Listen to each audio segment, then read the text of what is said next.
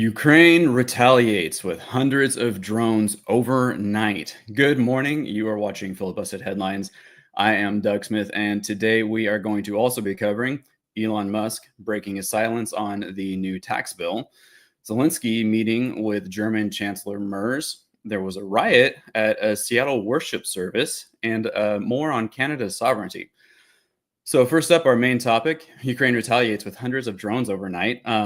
This has been obviously a developing story over the last week. And to be honest, not a whole lot actually happened last night, but this is a big deal regardless. So I've just got some headlines or some bullet points for you here. Ukraine hits Russia back overnight with a barrage of nearly 300 drones, many of which targeted Moscow. The attack disrupted flights and destroyed some personal property close by the capital. The drones also specifically targeted the Dubna machine building plant, where the production of aviation, missile, and drone technology takes place, but no damage has actually been reported to that. Russia also continued its deployments of drones into Ukraine, sending 60 drones over the border. Both countries intercepted or shot down the vast majority of the drones with what is comparatively less destruction than the usual. Over this most recent tit-for-tat exchange, there's been only a few reported injuries. Of course, there were significantly more injuries and casualties over the last week, but just last night, there's not very many that we have seen yet. But of course, that could change as the news continues to come out. So far, there's been no further commentary on this escalation from Ukraine, and Trump has not said anything that I know of, and neither has anybody else. So we will wait and see what happens. Like I said, we have been covering this story. So if you want to know more about it, just go look at our YouTube page. Over the last couple days, we have Troy has been doing most of the coverage on this. So you should be able to find that in our live section on our Filibusted YouTube and go check it out and see what else we had to say about it. In other news for the other topics, Elon Musk took part in an interview with CBS on Sunday. He mentioned his feelings on the new tax bill, and that reaction is now trending. The whole interview, once again, I forgot to give you guys this. There we go. Elon Musk says Trump tax bill weakens Doge cost-cutting efforts. The interview is yet to air, but CBS posted a little sneak peek on X where Elon is shown saying that he is disappointed to see the massive spending bill, which increases the budget deficit and undermines the work that the Doge team is doing. The bill will add an estimated $3.8 trillion, though I also saw another number that was $3.3 trillion, I believe. So somewhere in the trillions of dollars, regardless. That will be added to the national debt over the next 10 years. The next stop for the bill is the Senate, but there is no clear date for when that vote is going to happen. It's expected to happen within a couple of weeks, where if it does pass the Senate, it will just go back to the president's desk for approval. However, it is also expected that there will be some changes made to the bill. For example, it is assumed that they will not be adding the millionaire tax to the bill. And that is what President Trump asked them to do. And it seems like they are not wanting to do that. So we'll see if the millionaires are going to get taxed or not with this bill. So Florida Governor Ron DeSantis also threw his support behind Musk and criticized the fake right, praising Musk's efforts with Doge and criticizing the backtracking from Congress. He's quoted as saying, "To see Republicans in Congress cast aside any meaningful spending reductions is demoralizing and represents a betrayal of the voters who elected them." DeSantis has been one of the more aggressive Republicans in the public square, but has been careful with direct opinions about the tax bill, mostly vocalizing his own state's attempts to reduce taxes. But he has made it very clear that he is anti-tax and wants to do something about that. So Fox News did an interview with Jake Obina, Pipe Sandler senior economist, and that's a tongue twister, and Chris Lowe, FHN financial chief economist, about the bill's effects on the U.S. economy. They reacted positively to the debt problem, saying that we were doing far better under this bill than we have done in a long time. They also responded to a comment from Scott Bessent, who said that deregulation would be the slowest moving positive effect of the bill, with results kicking in during the third and fourth quarters of 2026. They responded saying, "I do think it's potentially huge, and it's slow moving, it's exciting, and it's huge." They say that the savings from the deregulation will go right to the bottom line and allow businesses to be more competitive. This really could be a huge Trump win, but we obviously are going to just have to wait and find out exactly what happens because, like I said, they're going to make some changes to it probably. So I am very curious personally to see what those changes are going to be and how this is all going to work out. Hopefully, those changes are in the American people's favor. For our next topic, Zelensky had a meeting with German Chancellor Merz.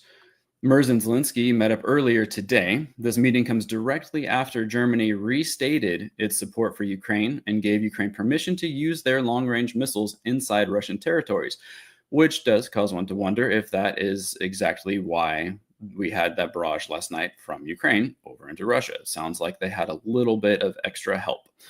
This meeting demonstrates Germany's resolve to back Ukraine's military, but it also appears to have been incredibly successful for Zelensky, a stark difference to his recent meeting with Trump. I also did see that Zelensky said something about Trump wanting to slap sanctions on Ukraine after Trump met with the Pope. So we'll see if that's actually true or not too. Another topic, this one is fun. I honestly am super curious how this went down. It must have been kind of intense, but there were riots at a Seattle worship service. An outdoor worship service was met with a swarm of angry protesters. After the protest turned into a riot, 23 people were arrested and one police officer ended up in the hospital. Some of the groups protesting this Christian event were Antifa, Trantifa, the Communist Party of America, and clergy from the city of Seattle. I got to be honest, I didn't do a whole lot of research on this topic, but it sounds like it was kind of crazy. And the idea that clergy from the city of Seattle were there is awfully questionable to me. So I also wonder what happened to initiate all of this. You know, there's always something on both sides, but who knows what really is going on here. This is the world that we live in, but I'm also not surprised at Seattle either. The mayor of Seattle released a statement an hour later about how Christians had attacked the community of Seattle. So, as is per usual for breaking news, what likely is going to happen is we're going to start getting more details come out after the fact, and we'll see what really happened here. But with something as chaotic as this, there's really no telling exactly what happened. So, I hesitate to give any strong opinions on what's going on with stuff like this because we just simply don't have all the information yet, and we will soon, hopefully. So then we can make better, more informed decisions. But right now, all we know is there was a riot. Next up, shortly after King Charles visits Canada, President Trump posts on Truth the claim that Canada is considering an offer to become the 51st state. This guy does not give up. It's almost comical that he's even still trying to do this. And it's just really strange to me. He really is after Canada to become the 51st state. So after King Charles gave the speech to the Canadian Parliament yesterday, which I don't know if you guys saw that, it was a very flowery speech. And in my honest opinion, he didn't really say a whole lot, but it was very, there was an undertone there for sure. He confirmed the sovereignty of Canada and basically didn't say much more than that, but it was an unprecedented visit to Canada, or I shouldn't say unprecedented. Sorry, that's my bad. It was a rare visit to Canada, and many are translating this as a signal to the United States that Canada is its own sovereign state and that they're not willing to become the 51st state. But President Trump still took to Truth and said this: "I told Canada, which very much wants to be a part of our fabulous Golden Dome system, that it will cost $61 billion if they remain a separate but unequal nation, but will cost $0 if they become our cherished 51st state." And here's the kicker. He said they are considering the offer. I have no idea if that's real or not. He hasn't followed up and said anything more beyond that. And I haven't seen anything back from Canada, from many officials in Canada confirming this, but this is what Trump said on Truth Social. So this comes after repeated comments from many officials of Canada, including the residents, that Canada is not for sale. So Canada's made it quite clear that they don't want this, but it looks like Trump doesn't care.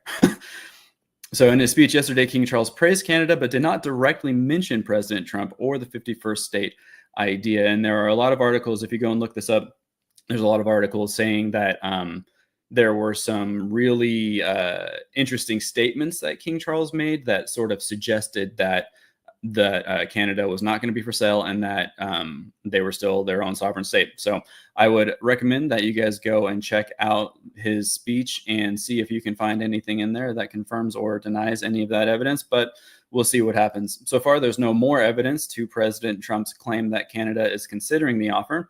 However, Canada has reportedly been interested in being part of the new Golden Dome system when it is built. So they actually have reached out. Trump said that they had a phone call. And they have talked about Canada becoming a part of the Golden Dome system.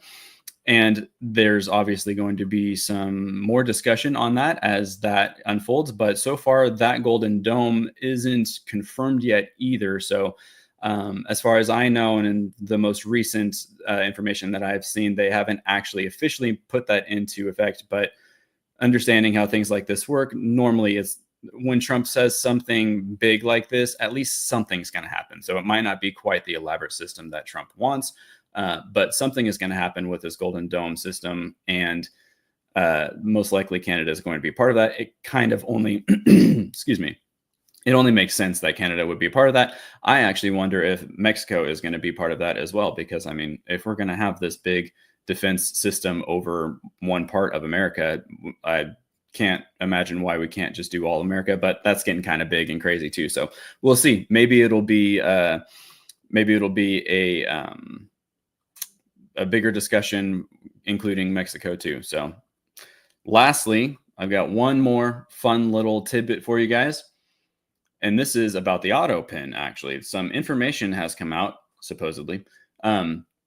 Crypto czar David Sachs recently claimed that the real hand behind the Autopin was, in fact, Elizabeth Warren, Senator Elizabeth Warren. While he didn't provide any hard evidence for this claim, he did make a good argument, suggesting that her extreme anti-crypto stance matches with some of the orders signed by the Autopin that terrorized the crypto community. So obviously we've got the Trump's crypto czar, who is very pro-crypto, and then Elizabeth Warren, who has been very anti-crypto. And during the Biden administration, there was a lot of pushback on the crypto front. And it wouldn't be all that terribly surprising if somebody like Elizabeth Warren was actually behind the orders that disrupted a lot of the crypto movement forward. But of course, we're going to have to wait and see if this is even true. This is so far only a rumor, though I would assume that somebody as big as the cryptos would not just say something lightly. So we'll see if anything more comes of this and if she admits to doing this or not. But if it is proven true, it would be appropriate to say that she has indeed been painting with all the colors of the pen. And I am so sorry for that horrible joke, but I really didn't have any better jokes for you guys this morning. And that is a wrap for all the news this morning. I hope you guys enjoyed it, and we will be live again tomorrow morning. But tomorrow we're going to have our bigger topic, and we're going to be on for probably about an hour, because that's typically how long we go for. So it'll be more breaking news stuff, but a little bit more commentary, and it'll be all four of us on. So I hope you guys join us at 9:30 tomorrow, and we will see you then.